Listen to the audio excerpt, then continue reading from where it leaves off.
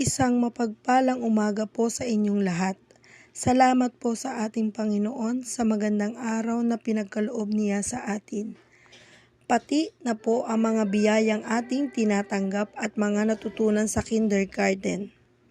Ang araw po na ito ay isa sa pinakamahalagang pagkakataon sa ating buhay, sapagkat ang atin pong pagsisikap sa panuroang 2025-2026 ay mabibigyan na ng pagkilala.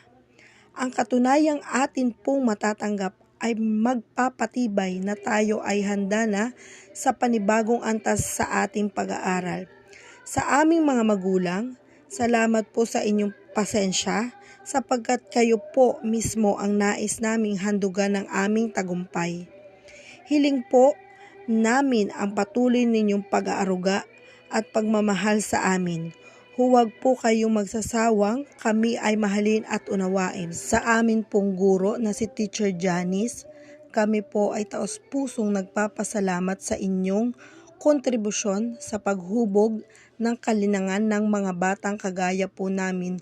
Hindi po matatawaran ang inyong malasakit at sakripisyo para po sa aming kapakanan.